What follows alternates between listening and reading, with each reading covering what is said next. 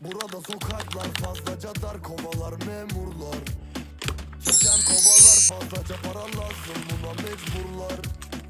Birçoğunuzda yas var, gözünüzde yaş değil, saçıma ağaçlar. Ben de istemezdim, buna mecburlar ama bebek anla.